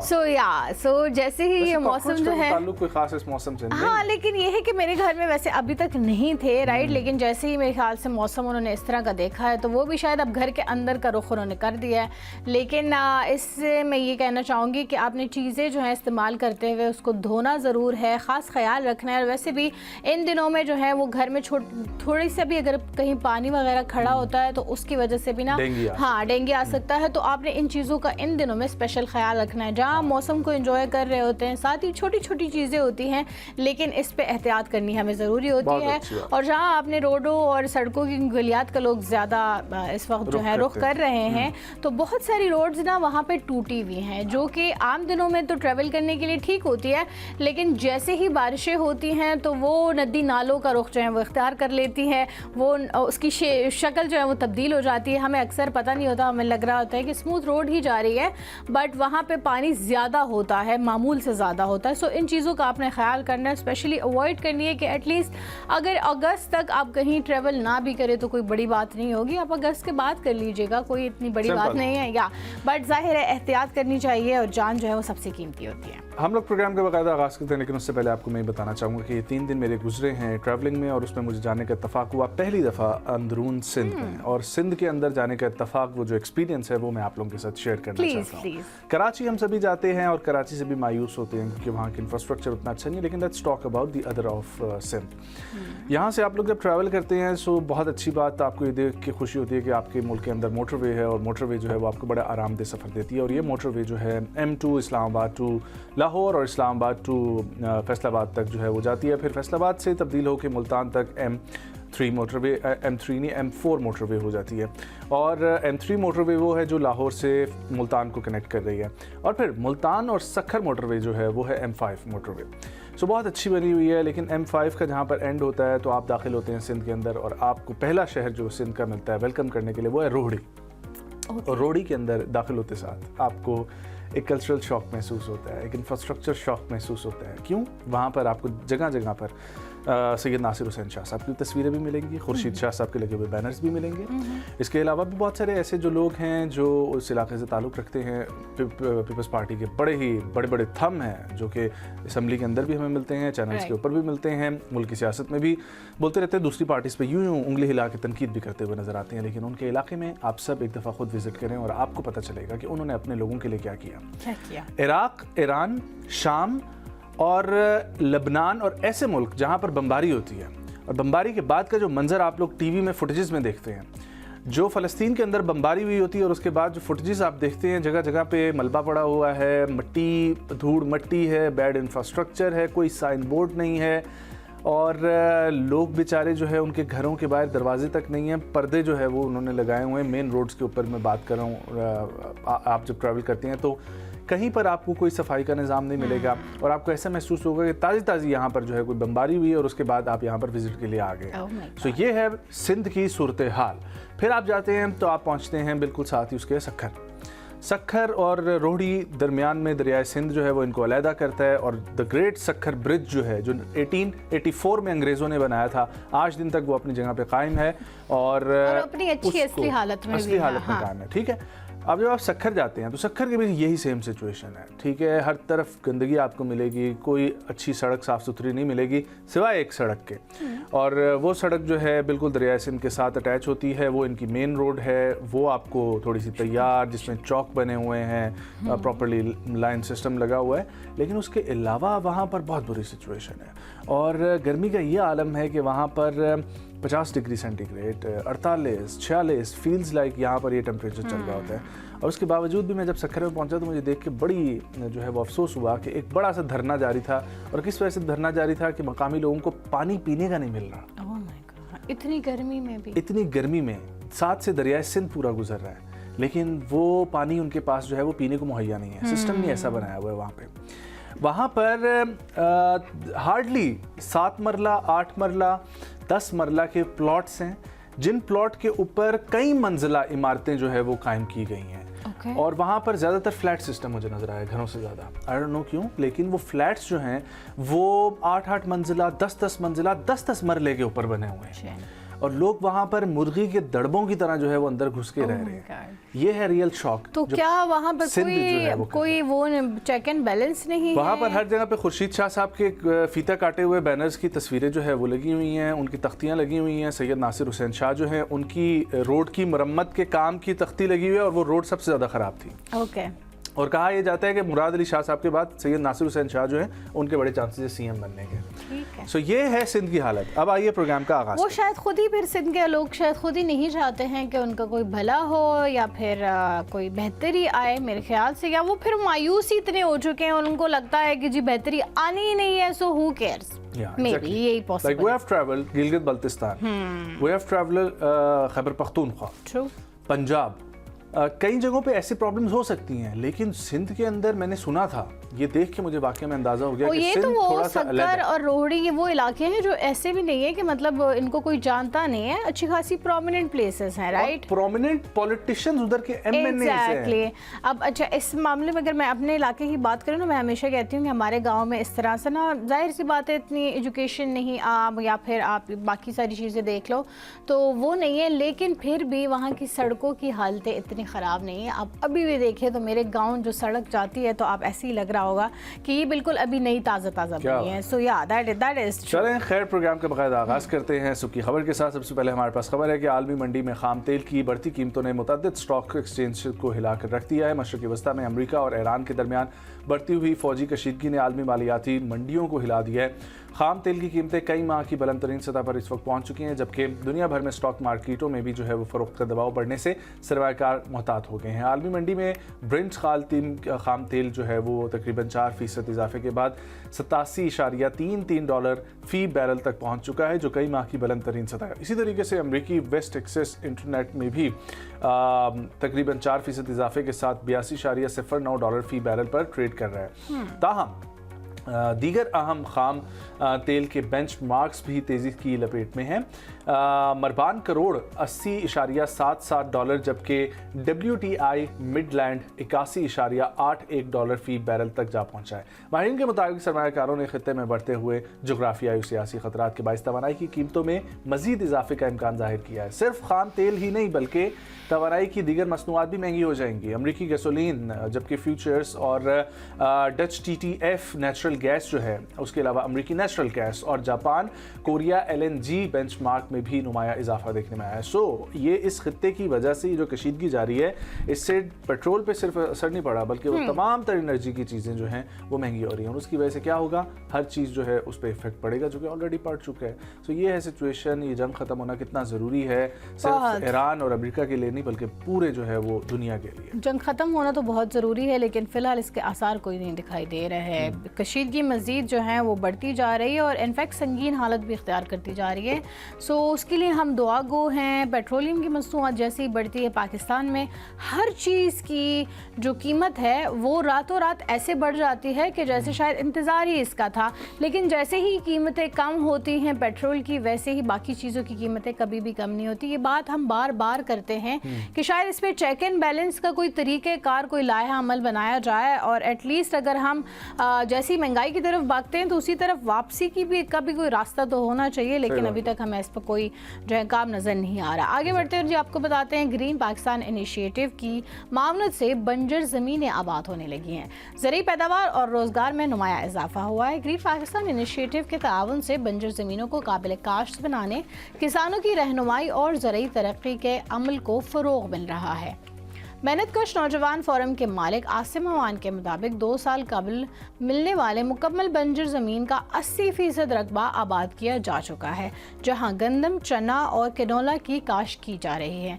इस बंजर ज़मीन की पैदावार पाकिस्तान की मंडियों तक पहुंचेगी, जिससे आज की जो दरामदाद है वो कल बरामदाद की शक्ल इख्तियार कर सकती है। उन्होंने बताया कि मेरे पास 100 मुलाजमीन नहीं बल्कि 100 ख़ानदान हैं जो इस मनसूबे से वाबस्ता हैं। फसल के दौरान तकरीबन 700 से 800 मजदूरों को रोजगार मिलता है, जिससे रोजगार बढ़ा है और लोग खुशहाल हो रहे हैं। आसिम अवान का ये भी कहना है कि जब से GPI ने हमें ज़मीन फराहम की, उसके बाद से उनकी टीमें मुसलसल हमारी रहनुमाई और मुआवनत कर रही हैं। सैटेलाइट के जरिए फसलों, बीजों और दुनिया में जो नई आने वाली ज़रूरी मालूमात हैं उनसे भी हमें आगाह रख रही है। मेहनतकश नौजवान फोरम के मालिक का कहना था कि ये सिर्फ इनफरादी कामयाबी नहीं बल्कि पाकिस्तान की कामयाबी है और हुकूमत के इस इकदाम से मुस्तक़बिल में मुल्क में कोई ज़मीन बंजर नहीं रहेगी। यू नो व्हाट नाजिश, ये टॉपिक तो मेरे दिल के इंतहाई करीब है और ये जो शख्स हैं मलिक आसिम अवान, इनसे मेरी पर्सनल काफ़ी मुलाकातें रही हैं। इनके फॉर्म का भक्कर में इनका फॉर्म है थल के रेगिस्तान के साथ, वहाँ पर मेरा विजिट भी जो है वो 2-3 दफ़ा हो चुका है। मेहनतकश जवां फॉर्म इनका नाम है। और बेस्ट चीज़ क्या है इनकी बेस्ट चीज़ ये है कि ये अपना बहुत सारा काम वगैरह ठप करके अब वहीं पर अपनी फैमिली के साथ मुंतकिल हो चुके हैं। इनके साथ 2-3 और फॉर्म हैं, येलो ग्रीन फॉर्म है, इसके अलावा और ऐसे फॉर्म्स हैं जो ऐसी फैमिलीज़ हैं जो अमेरिका से मूव हुई हैं यहाँ पर खेती बाड़ी करने के लिए, अपने बच्चों के साथ उन्होंने वहाँ पर मूव कर लिया। सिचुएशन ये है कि इनका ये जो फॉर्म है ना, ये मैंने पर्सनली विजिट किया हुआ है और जहाँ जहाँ तक नज़र जाती है आपको ये लश ग्रीन फॉर्म जो है ना वो मिलता है। जब जिस सीज़न में मैंने विजिट किया था सर्दियाँ थी तो कैनोला जो था वो अपने पीक पर था। और मज़े की बात यह है कि इन्होंने ब्लॉक्स बनाए हुए हैं और इसको ये पूरा मेहनतकश जवां फॉर्म को इन्होंने डिवाइड किया हुआ है पाकिस्तान के मुख्तलिफ सूबों में। कोई सिंध है, कोई बलूचिस्तान है, कोई पंजाब है, कोई गिलगित बल्तिस्तान। और वहाँ पर जो मजदूर काम करने वाले हैं वो भी उन्हीं सूबों से ताल्लुक़ रखने वाले जो है वो लोग हैं जिनको इन्होंने बुला के वहाँ पे रखा हुआ है। उसमें अब होता ये है कि ये मुख्तलिफ सूबों के दरमियान मुकाबला करवाते हैं। उस मुकाबले में जिसकी फसल ज्यादा होती है उस सीजन की, उस ब्लॉक की, वहाँ के मजदूरों को मोटरसाइकिल जो है ये देते। वाह जी। और वैसे भी जहाँ कंपटीशन होता है वहाँ इंसान थोड़े ज्यादा मोटिवेशन से काम करता है। और रही बात ग्रीन पाकिस्तान इनिशिएटिव की, तो green Pakistan initiative no doubt ज़राअत में एक इनकलाब लेकर आया। पहला प्रोजेक्ट इनका चोलिस्तान में वाक़ है और चोलिस्तान में जिस तेज़ी के साथ ये काम कर रहे हैं, चाइना इनके साथ है। बहुत सारे मुल्क जो हैं वो पाकिस्तान में इस वक्त इन्वेस्ट कर रहे हैं ज़राअत में, जिसमें कतर है, चाइना है, सऊदी अरब है, ओमान है। यहाँ के मिनिस्टर्स भी पाकिस्तान का विजिट कर चुके हैं और पाकिस्तान में इनको बेहतरीन जो है वो मिल रही है। और इसके अलावा ग्रीन पाकिस्तान इनिशिएटिव के बहुत सारे पार्टनर्स फॉर्म हैं, जिसमें एक फॉर्म जो है उसका जिक्र करना बहुत ज़रूरी है, पेंटेरा फॉर्म। यंग उनके सीईओज हैं, लेकिन अभी तक जो है वो तकरीबन 200 जो है ना वो ट्राले पाकिस्तान से यूएई और बाहर मुख्तलिफ जगहों पे वो एक्सपोर्ट कर चुके हैं, रोड ग्रास और अल्फाल्फा। यही तो हम बात करते हैं कि पोटेंशियल मौजूद है बट हमारा फोकस नहीं है। सो देखिए, अब जिनका फोकस है सो वो अगर इस हमारी अपनी चीज़ों को बाहर भिजवा सकते हैं। सो अगर हुकूमत चाहे तो वो हमारे और सिर्फ ग्रीन पाकिस्तान इनिशिएटिव के तहत ये ज़मीनें बंजर आबाद करने का मिशन नहीं है। आगाही के हवाले से बहुत सारे प्रोग्राम्स हैं, रिसर्च के हवाले से बहुत सारी चीज़ें जो है वो चल रही हैं। यूनिवर्सिटीज़ के साथ लिंकेजेस में जो प्राइम मिनिस्टर आगे भेज रहे हैं बच्चों को बाहर, वो भी इन्हीं के थ्रू जो है वो सारा सिलसिला। वी शुड ट्राई टू कि हम मलिक आसिम अवान साहब को प्रोग्राम में इनवाइट करें, उनसे टाइम लेने की कोशिश करेंगे ताकि एटलीस्ट अवेयरनेस भी आए और अगर कोई इंटरेस्टेड है ज्वाइन करने में, इस तरह का कुछ करने में, तो उनको भी एटलीस्ट आगाही मिल सके। आगे बढ़ते हैं और आपको बताते हैं, पाकिस्तान वस्ती एशियाई रियासतों को आलमी मंडी से जोड़ने के लिए मुतबादिल बहरी रास्ते फाल कर रहा है। पाकिस्तान वस्ती एशियाई रियासतों को गवादर और कराची की बंदरगाहों के जरिए आलमी मंडियों से जोड़ने के लिए मुतबादिल तजारती रास्तों को फ़ाल बना रहा है, जिससे मुल्क के इलाकाई ट्रांजिट और लॉजिस्टिक्स मरकज़ बनने के इम्कानात मज़ीद रोशन हो गए हैं। आज़रबाईजान के मीडिया इदारे दी कैस्पियन पोस्ट की रिपोर्ट के मुताबिक उज़्बेकिस्तान ने पाकिस्तान तक रसाई के लिए अफगानिस्तान को बाईपास करते हुए नए तजारती कॉरिडोर्स का इस्तेमाल शुरू कर दिया है। रिपोर्ट में ये भी बताया गया है कि ताशकंद ने पाक ईरान सरहद पर वाक़या गब्द रमदान बॉर्डर के जरिए ज़रूरी मशीनरी और सनती खाम माल की तरसील का आगाज़ भी कर दिया है। रिपोर्ट में ये भी दावा किया गया है कि अप्रैल 2026 में फ़ाइल किए गए नए तजारती राहदारी ने वस्ती एशियाई ममालिक को पाकिस्तान की बंदरगाहों और आलमी मंडियों तक एक इजाफी और मुतबादल रसाई फराहम की है, जिससे इलाकाई तजारत के फ़रोग में मदद मिल रही है। वैसे इनफैक्ट बहुत अच्छी बात है, बहुत अच्छा काम किया जा रहा है। पाकिस्तान का खासतौर पर बलूचिस्तान में अमन होना बहुत ज़रूरी है, वहाँ से ट्रेड पाकिस्तान के अंदर दाखिल हो सकती है। आगे बढ़ते हैं, आपको बताएं कि अल्पाइन क्लब ऑफ पाकिस्तान जो है उसके हवाले से हमारे पास खबर है कि उन्होंने ख़वातीन ने 6040 मीटर बुलंद खूसर गंग चोटी जो है वो सर कर ली है। अल्पाइन क्लब ऑफ पाकिस्तान की ये दूसरी वुमेंस खूसर गंग एक्सपीडिशन ने कामयाबी के साथ जो है वो 6040 मीटर की जो है ना वो बुलंद कर दी है, और जिसे पाकिस्तान में ख़वातीन की को पेमाई की तारीख का जो है वो एक अहम संगमील समझा जा रहा है।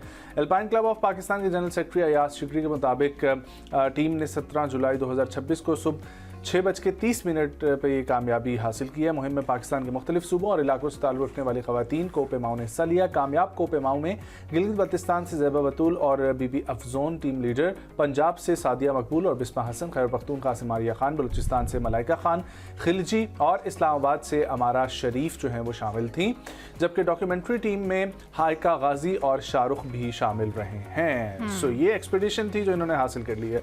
वंडरफुल जी, बेहतरीन, बहुत अच्छा काम हो रहा है। बहुत अच्छा काम हो रहा है। इनफैक्ट जब इस तरह के जो माउंटेनियर है, जाहिर सी बात है वो एक तो पाकिस्तान का फ़ख्र है, और स्पेशली अगर वो फिर ख़वातीन हो तो जाहिर है क्योंकि ख़वातीन होती हैं थोड़ी सी नाजुक मिजाज, आप कह लें। जाहिर सी बात है ये एक सर करना, छोटी को सर करना एक बहुत ही बड़ा मार्का होता है। तो आई थिंक ख़वातीन का ग्रुप जो है उनको सराहने की भी ज़रूरत है, और ये एक मोटिवेशन भी है हमारी आगे आने वाली जनरेशन के लिए। आगे बढ़ते हैं और आगे बढ़ते हुए आपको हम ये बताते हैं, ख़वातीन और हज़रात के 43 मुल्कों में से 31,000 से ज़ायद स्काई डाइवर्स नया आलमी रिकॉर्ड जो है वो कायम कर रहे हैं। दुनिया भर में 43 ममालिक में एक ही दिन के दौरान मजमूई तौर पर 31,075 स्काई डाइवर्स मुकम्मल करके एक दिन में सबसे ज़्यादा रिकॉर्ड शुदा स्काई डाइवर्स का नया आलमी रिकॉर्ड कायम किया गया। वर्ल्ड स्काई डाइविंग डे के मौके पर यह मुनक्कद हुआ था आलमी इवेंट, जिसमें अमरीकी parachute association, Australian parachute federation,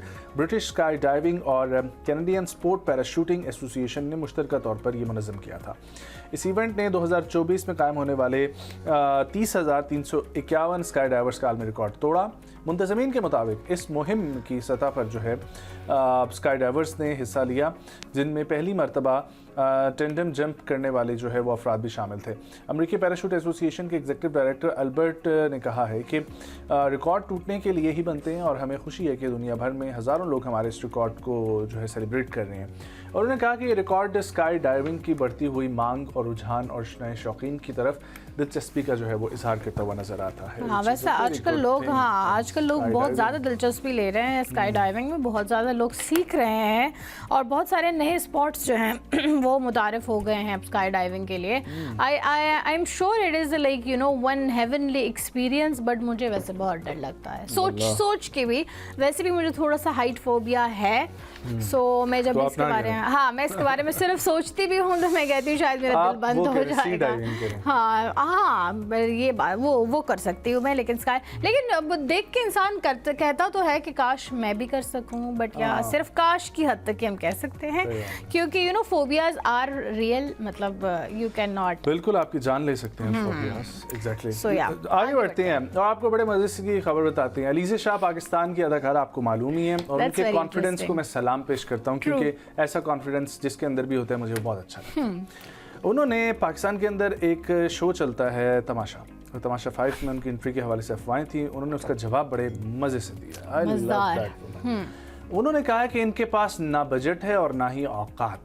तमाशा 5 में एंट्री की अफवाहों पर उन्होंने ये जवाब दिया है। आगे बढ़ते हुए उन्होंने कहा कि रियलिटी शो तमाशा सीज़न 5 में शिरकत से मुताल्लिक गर्दिश करने वाली अफवाहों पर जवाब देती हूँ। सोशल मीडिया पर शेयर की जाने वाली एक पोस्ट में मद्दाओं ने ख्वाहिश जाहिर की कि अलीज़ा शाह तमाशा 5 में देखना चाहते हैं, जिस पर अदाकारा ने जवाब दिया कि ना ही उनका इतना बजट है और ना ही इतनी औकात। अदाकारा का ये बयान देखते ही सोशल मीडिया पर वायरल हो रहा है, जहाँ सार्फिन की जानिब से मिला जुला रद्द-ए-अमल देखने में आ रहा है। बाज़ सार्फिन ने अलीज़ा शाह की बेबाक अंदाज की हिमायत की है, जबकि कई अफराद ने उनके अल्फाज को गैर ज़रूरी और सख्त करार दिया है। वाज़ेह है कि तमाशा सीज़न 5 से मुताल्लिक मुख्तलिफ शख्सियात के नाम सोशल मीडिया पर ज़ेर गर्दिश है, ताहम अब तक शो की मुंतज़मीन की जानिब से शुरा की बाज़ाब्ता फहरिस्त जारी नहीं की गई है। वाह, वैसे क्या बात है। मैं इस खातून के बारे में जब भी कोई ऐसी बात जो है वो गर्दिश करती है सोशल मीडिया पे आती है तो वो धमाकेदार ज़रूर होती है, लेकिन वैसे बिला वजह का क्रिटिसिज्म मुझे भी समझ नहीं आया। ठीक है, आपको इंटरेस्ट नहीं है तमाशा सीज़न ज्वाइन करने में, सो आप ना करें, बट वैसे भी मुझे जहाँ पे औकात की बात आती है ना, तो मुझे उससे थोड़ी सी ना मेरा होता है कि मतलब औकात आपको कभी भी किसी की जो है वो आप डिफाइन नहीं कर सकते हैं,